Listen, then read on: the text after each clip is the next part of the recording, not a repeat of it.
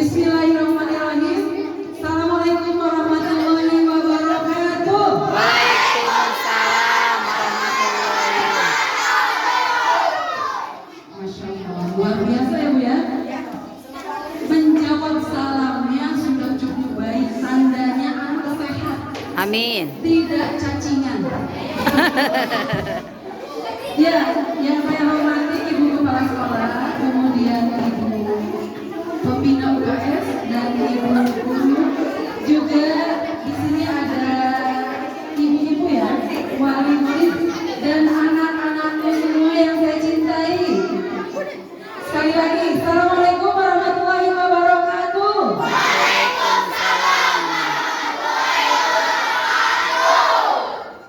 Luar biasa. Jadi jangan kabur dulu.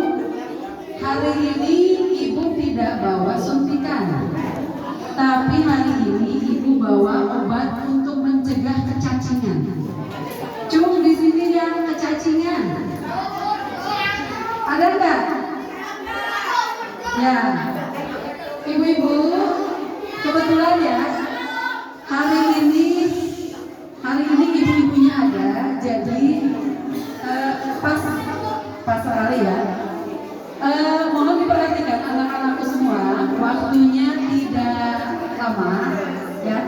Sebelumnya ada yang tahu penyakit kecacingan itu apa?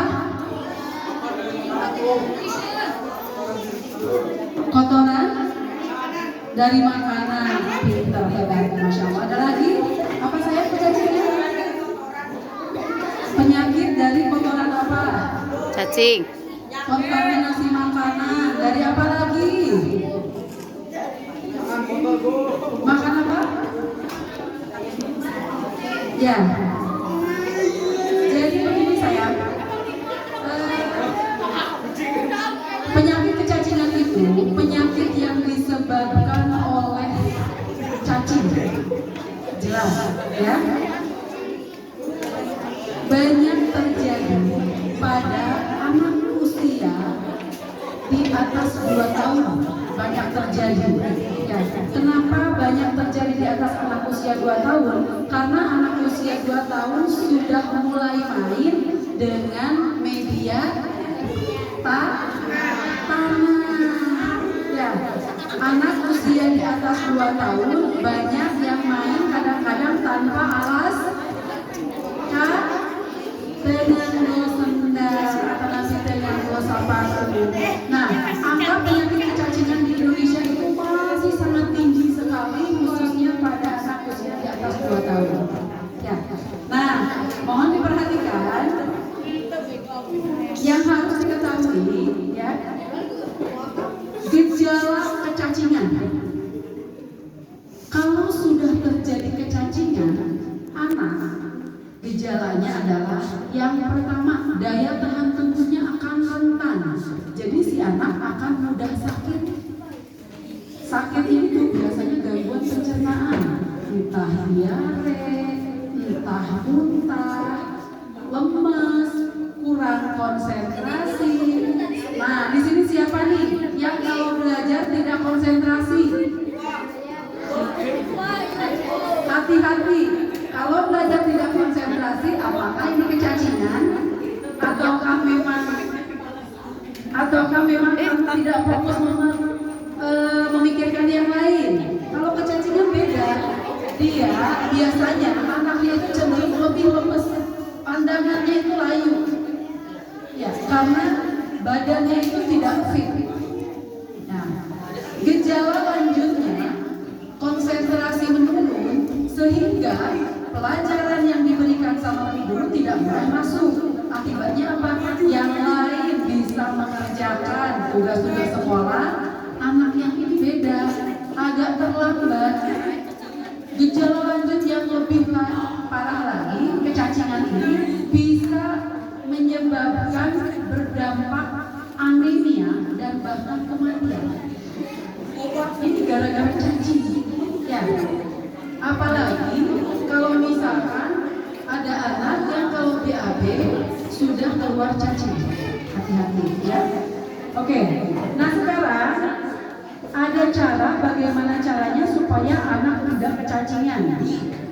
Ini yang paling penting. Satu, menghindari makanan yang kotor. Bukan berarti tidak boleh jajan, tapi harus pilih-pilih. Kira-kira itu makanan yang dijual terkontaminasi oleh lalat atau tidak. Jadi saya kalau ke warung dipilih mau beli makanan nih, gorengan, itu makanannya ditutup enggak? Kalau misalkan terkontaminasi oleh lalat, lalatnya bertelur di makanan tersebut, terus kita makan tidak cuci tangan, otomatis kemungkinan ada telur cacing yang masuk ke saluran pencernaan.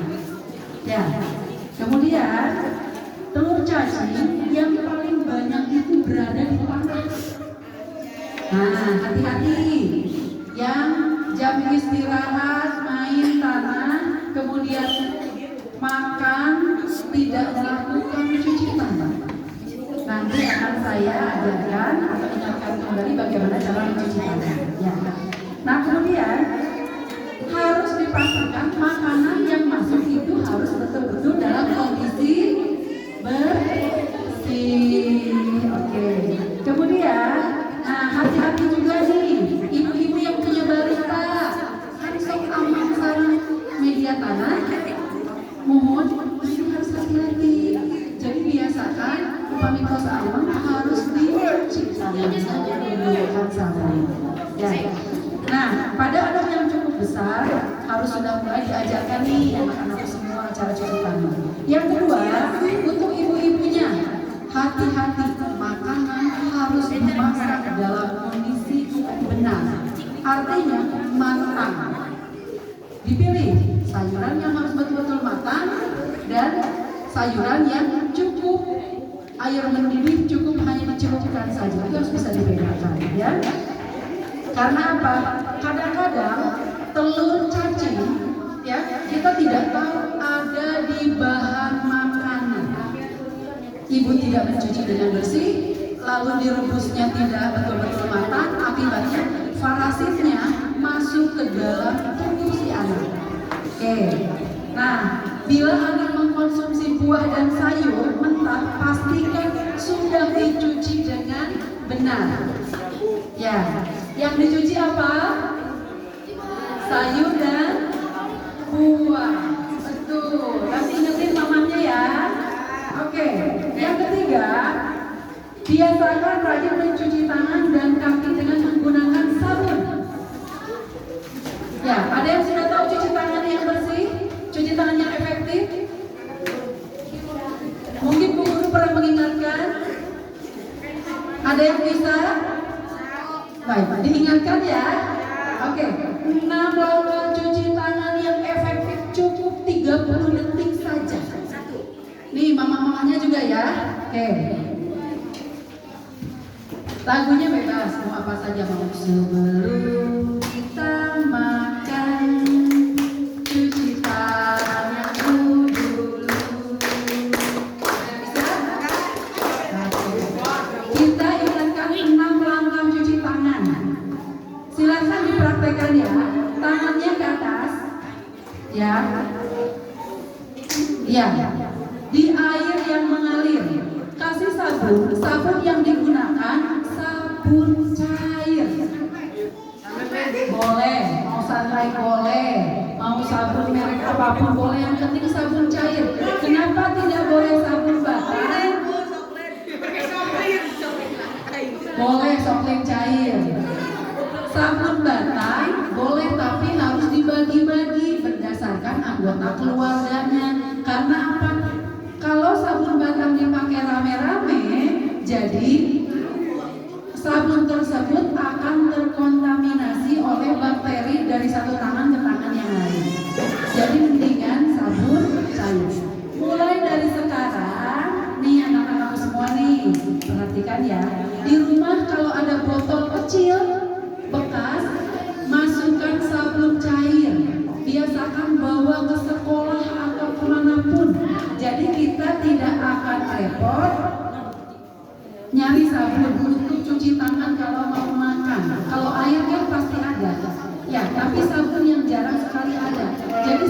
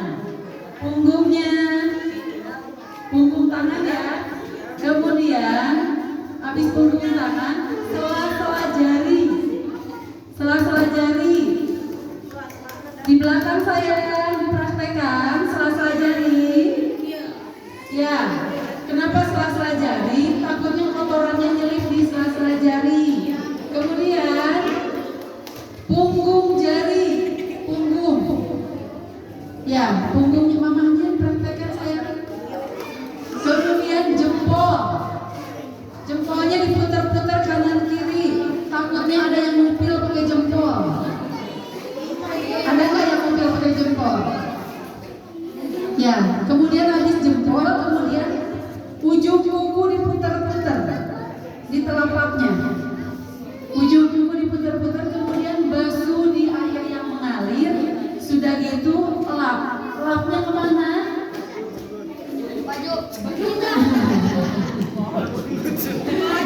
Bagus Anda ya. Kalau bajunya baru dipakai nggak apa-apa, tapi bajunya basah.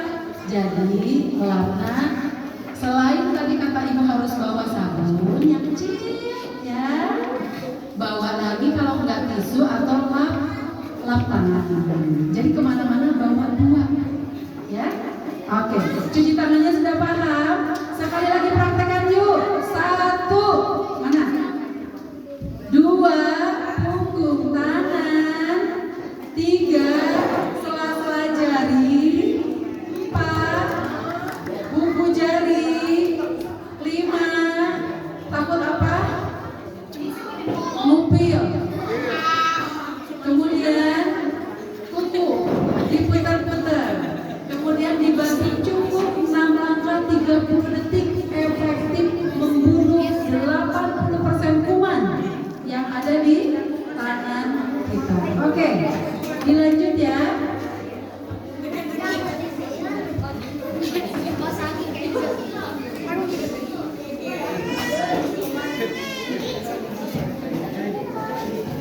Ya, kemudian yang selanjutnya jangan lupa sekarang sudah mulai jarang-jarang ya, potong kuku secara rutin.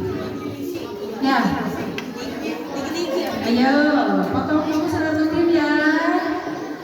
Hari apa potong kuku sunahnya? Senin.